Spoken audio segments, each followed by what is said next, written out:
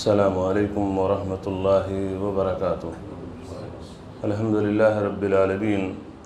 والصلاة والسلام علی اشرف الانبیاء والمرسلین نبینا محمد وعلی آلہ وصحبہ اجمعین ومن سار علی نہجہ واستنى بسنتہ الی یوم الدین، اما بعد۔ اعوذ باللہ من الشیطان الرجیم۔ فی قلوبہم مرض فزادہم اللہ مرضا ولہم عذاب علیم بما كانوا یکذبون وإذا قیل لهم لا تفسدوا فی الارض قالوا انما نحن مصلحون۔ حضرات گرامی، گزشتہ درس میں جو آیتیں آپ کے سامنے تلاوت کی گئی تھیں، ان آیتوں کے اندر اللہ تبارک تعالیٰ نے منافقین اور منافقین کی بری خصلتوں کا اللہ تعالیٰ نے ذکر کیا تھا، اور آج کی بھی جو آیت نمبر 10 اور 11 دو آیتیں تلاوت کی گئی ہیں، ان آیات میں بھی اللہ تبارک تعالیٰ نے منافقین ہی کا ذکر کیا ہے۔ چنانچہ اللہ تعالیٰ نے فرمایا فی قلوبہم مرض، ان کے دلوں میں بیماری ہے، فزادہم اللہ مرضا، تو اللہ تبارک تعالیٰ نے ان کی بیماری کو اور بڑھا دیا۔ وَلَهُمْ عَذَابٌ عَلِيمٌ بِمَا كَانُوا يَكْذِبُونَ، اور ان کے لیے دردناک عذاب ہے اس بنیاد پر کہ جو وہ جھٹلایا کرتے تھے، یعنی تکذیب کی بنیاد پر اور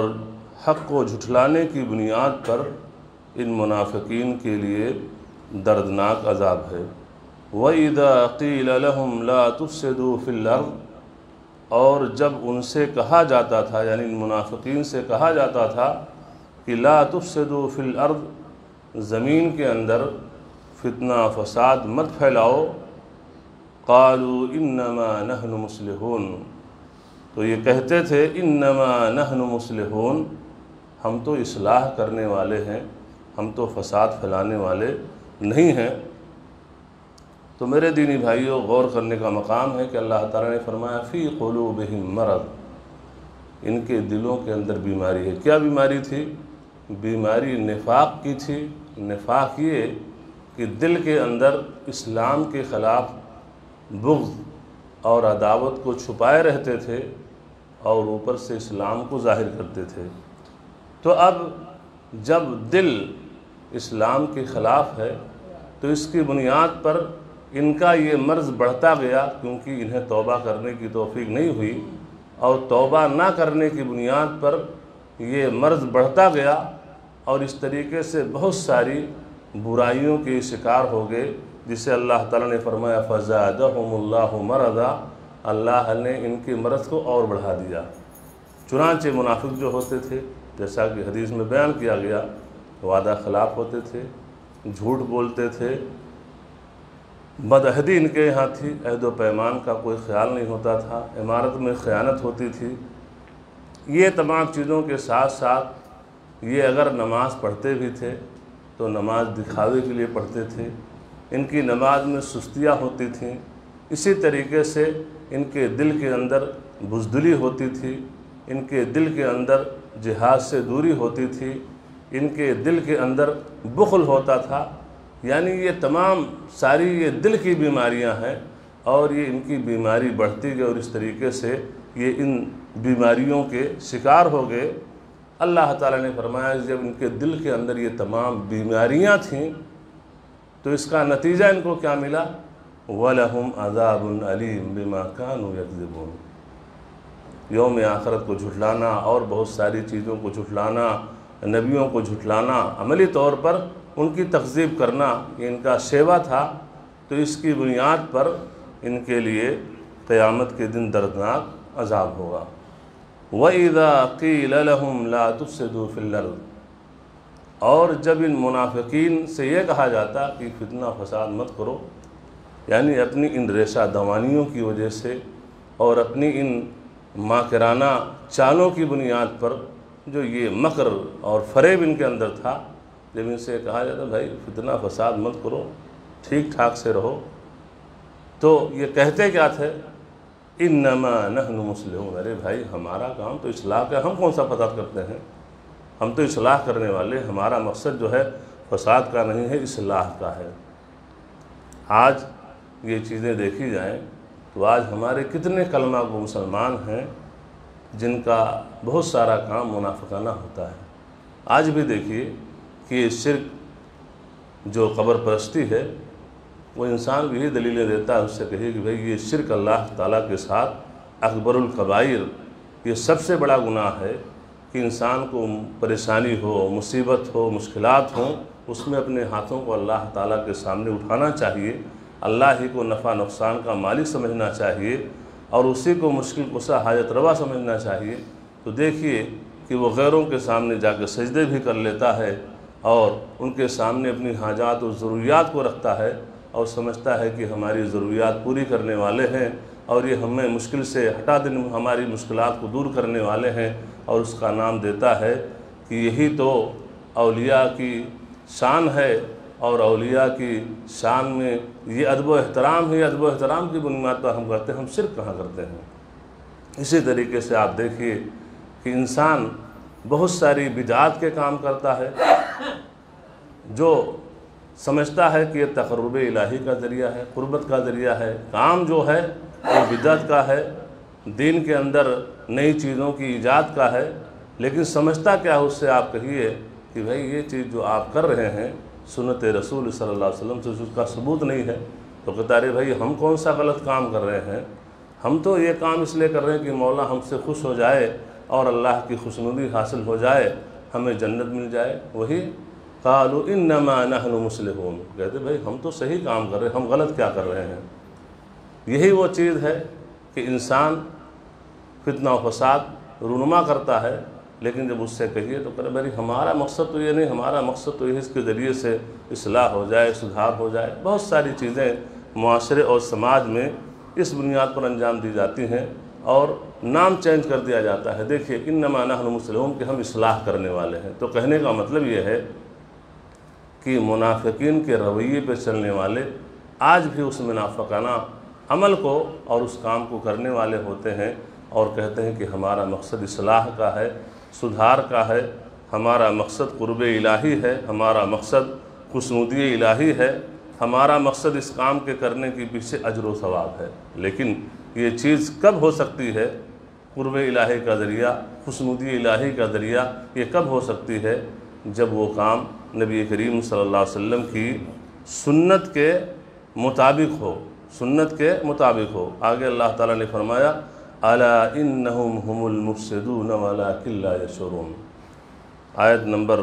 12، جس میں اللہ تعالیٰ نے فرمایا الا انہم هم المفسدون، خبردار بے شک یہ لوگ فساد پھیلانے والے ہیں، یہ لوگ فسادی ہیں، ان کے عمل سے کوئی اصلاح نہیں ہو سکتی ہے، بلکہ عین فساد یہی ہے اور یہ فساد پھیلانے والے ہیں، مفسد لوگ ہیں۔ وَلَكِنْ لَا يَشْعُرُونَ، لیکن انہیں اس کا احساس و شعور ہی نہیں ہے، یعنی غلطی پر غلطی کرتے جا رہے ہیں، گناہ پہ گناہ کر رہے ہیں اور ان منافقانہ اعمال کو باقاعدہ کرتے ہیں، منظم طریقے سے، پلاننگ کے ساتھ کرتے ہیں اور یہ سمجھتے ہیں کہ اصلاح کا کام ہے، جبکہ اصل فساد وہی ہے، لیکن انہیں اس کا احساس و شعور نہیں ہوتا۔ آج دیکھیے کہ جو لوگ یعنی قبر پرستی میں مبتلا ہیں، جو لوگ بدعات کے کام کرتے ہیں، وہ دیکھیے اسی کو عین دین سمجھتے ہیں اور ان کو اس کا احساس ہی نہیں ہوتا ہے کہ آخر یہ چیز ہم غلط کر رہے ہیں، بلکہ اسی کو عین دین سمجھتے ہیں۔ اور وہ انسان جو قبر پرستی سے، مشائخ پرستی سے، بدعات سے، باطل رسم و رواج سے دور ہے، اس کو یہ کہتے ہیں یہ گستاخ رسول ہیں اور یہ اولیاء کی شان میں گستاخی کرتے ہیں، ان کے ہاں اولیاء کا ادب و احترام نہیں ہے اور یہ لوگ بگڑے ہوئے لوگ ہیں اور یہ لوگ سیدھے راستے سے ہٹے ہوئے لوگ ہیں۔ تو اللہ تعالیٰ نے یہاں کیا فرمایا کہ یہ منافقین کی یہ بری خصلتیں ہیں کہ منافق جو ہوتا ہے وہ منافق برے کام کرتے جاتا ہے، غلط کام کرتے جاتا ہے، اللہ تعالیٰ کی معصیت اور نافرمانی کا کام کرتے جاتا ہے، اور اس نافرمانی کو وہ نام دیتا ہے کہ اصلاح کا کام ہے، اس کے ذریعے سے معاشرے اور سماج میں اصلاح ہوگی، جبکہ حقیقت یہ ہے کہ وہ مصلح نہیں ہے، وہ اصلاح کرنے والا نہیں ہے، اس عمل سے اصلاح نہیں ہو سکتا ہے، بلکہ فسادی ہوگا، اور اس کا اسے احساس و شعور نہیں ہے۔ منافقین کے بہت سارے اعمال، ان اعمال میں سے ایک عمل یہ کہ انسان غلط کام کر رہا ہے لیکن اس کو صحیح سمجھ رہا ہے۔ آج دیکھیے انٹرسٹ کا مسئلہ، دیکھیے سود کا، انسان لیتے تھے زیادہ، وہ ایک بزنس ہے، وہ تو بزنس کی ہے، ڈیل ہے، ایسا کیا جاتا ہے، ویسا کیا جاتا ہے، اور حالات ایسے ہیں، زمانہ ایسا ہے، طرح طرح کی چیزیں، سب کیا ہیں؟ یہ بھی ایک منافقانہ عمل ہے جو مومن کے شایان شان نہیں ہے، اس لیے کہ منافق جو ہوتے تھے، ابھی آپ نے دیکھا کہ وہ دعویٰ کرتے تھے اس کے ذریعے سے اصلاح ہوگی اور ہم ہی اصلاح کرنے والے ہیں، لیکن اصل کیا ہے؟ وہی مفسد تھے اور وہی فسادی تھے۔ تو آج یہ طرح طرح کی جو شیطانی تھنکنگ اور شیطانی فکر آتی ہے، یہ کیا ہے؟ عین فساد ہے۔ اسی طریقے سے دیکھیے اب آج مسلمانوں میں کتنے ایسے لوگ ہیں جو حریت کے نام پر عورتوں کو گھر سے باہر لاتے ہیں۔ بھئی عورت وہ جاب بھی کرے، وہ تمام چیزیں کرے، گھر سے باہر انتخابات میں بھی آئے اور تمام چیزوں میں آئے، اور یہ کہتے ہیں بھئی یہی تو حریت ہے۔ عورت کو یہ ہے کہ گھروں میں بند کر دیا جائے اور گھر کی چہار دیواری میں رہے، اس کو باہر جاب کرنے کا حق حاصل نہ ہو، اس کو الیکشن ہو رہا ہے اس میں کھڑے ہونے کا حق حاصل نہ ہو، صرف مردوں کو یہ چیزیں حاصل ہوں، تو یہ تو عدل نہیں ہے، تو انصاف نہیں ہے۔ انصاف یہ ہے کہ عورت بھی گھر سے باہر نکلے۔ یہ حریت کا نام دیتے ہیں کہ آزادی کا نام، کہ عورت یہ مقید ہے، اس کو قید کیا گیا ہے، اس کو گھر سے نکالا جائے۔ تو کیا ہے کہ یہ مصلح، یہ کیا ہے؟ اصلاح کا دعویٰ کرتے ہیں، عدل و انصاف کا دعویٰ کرتے ہیں کہ عدل یہ ہے، یہ انصاف ہے کہ اس عورت کو گھر سے باہر نکالا جائے، اور غیر تو غیر اس چیز میں اپنے کلمہ گو لوگ بھی شریک ہوتے ہیں، اور اس طریقے سے یہ ذہن بنا کر کے جب بچیوں کو گھر سے باہر نکالا گیا، اس کا فساد کیا ہے وہ ہم دیکھ رہے ہیں۔ تو الا انہم هم المفسدون ولکن لا یشعرون، کہ اصلاح کا دم تو بھرتے ہیں حریت نسواں کے نام پر، کہ عورتوں کو آزادی دلائی جائے، اس نام پر عورتوں کو جب گھر سے نکالا تو اصلاح کے بجائے کیا نکلا نتیجہ؟ فساد نکلا، فساد ہی فساد، لیکن آدمی کو اس کا احساس نہیں ہوتا ہے۔ آئے دن دیکھیے کہ بچیاں حریت کے نام پر جب ان کو گھر سے باہر نکالا گیا اور مردوں کے شانہ بشانہ چلنے لگیں، تو آج کتنے لوگ دیکھے، ابھی کچھ دنوں پہلے ایک آدمی ایک مسئلہ لے کر کے آیا کہ مولانا ہماری بہو جو تھی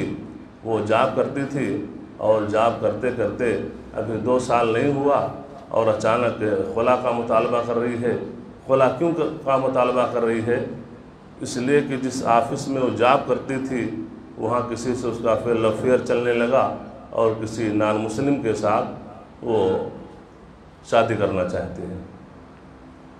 تو میں نے کہا کہ بھئی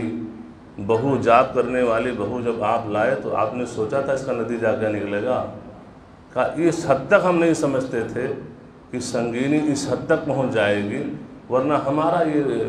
مزاج تھا، ہماری فکر تھی، ہمارے گھر والوں کی، ہمارے گھر والے کی تھنکنگ تھی کہ بہو بھی کمائے گی اور بیٹا بھی کمائے گا تو فائنینسی طور سے ہم مضبوط ہو جائیں گے۔ تو میں نے کہا دیکھو یہ مضبوطی آئی، اس لیے کہ قرآن کیا کہتا ہے؟ وَقَرْنَ فِي بُيُوتِكُنَّ وَلَا تَبَرَّجْنَ تَبَرُّجَ الْجَاهِلِيَّةِ الْأُولَىٰ، قَرْنَ فِي بُيُوتِكُنَّ، تم اپنے گھروں میں رہو، اپنے گھروں کو لازم پکڑو، اور جاہلیت کی طرح سے بے پردہ تم دندناتے ہوئے مت پھرو۔ آپ کا ایک دائرے کار ہے، ہاں کوئی خاتون ایسی ہے اس کا سیپریٹ انتظام ہے، چاہے تعلیم کا ہو، ہاسپٹل کا ہو، اس کا الگ الگ مسئلہ ہے، لیکن یہ ہے کہ شانہ بشانہ مردوں کے جا کر کے بیٹھو اور اس طریقے سے چیزیں کرو، تو اس کا نتیجہ کیا نکلا کہ ابھی 2 سال نہیں ہوئے اور خلا کا مطالبہ کر رہی ہے، اور یہ ہے کہ خلا لینے پر بضد ہے۔ اور کیوں خلا لے رہی ہے؟ کیوں اس شوہر سے چھٹکارا چاہتی ہے؟ اس کا شوہر نہ شرابی ہے، نہ کبابی ہے، نشیلی چیزوں کا استعمال کرنا ہے۔ ایک نارمل انسان ہے، کوئی بد اخلاقی، کوئی کریکٹرلیس انسان نہیں ہے، لیکن کیوں اس سے چھٹکارا حاصل کر رہی ہے؟ اس لیے کہ جس آفس میں جاب کر رہی ہے دل وہاں دے چکی ہے۔ تو یہ نتیجہ کس چیز کا نکلا؟ حریت نسواں، کہ عورتوں کو آزادی دلائی جائے اور عورتوں کو ان کو حقوق دلائے جائیں کہ وہ بھی گھر سے باہر نکلے، اور اس کا نام کیا دیا گیا؟ یہ حریت کا نام، اصلاح کا، عدل کا، انصاف کا، کہ اس سے عورت کو انصاف ملے گا اور اس کے ساتھ عدل و انصاف کا برتاؤ ہوگا۔ لیکن معاملہ کیا نکلا؟ فساد کا، اور فساد اس کی نتائج جو ہے ہم سب اپنی آنکھوں سے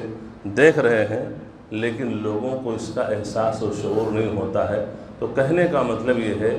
کہ منافقین کی جو بری خصلتیں تھیں، ان خصلتوں میں سے ایک بری خصلت کہ کام تو فساد کا کر رہے ہیں، دن رات اسلام کے خلاف ریشہ دوانی کا، دن رات اسلام کو اپنے اعمال سے تکلیف پہنچانے کا، اسلام اور مسلمانوں کو تکلیف پہنچانے کا، اذیت دینے کا کام ان کا چل رہا ہے، لیکن سمجھتے یہ ہیں کہ ہم تو اصلاح کا کام کر رہے ہیں،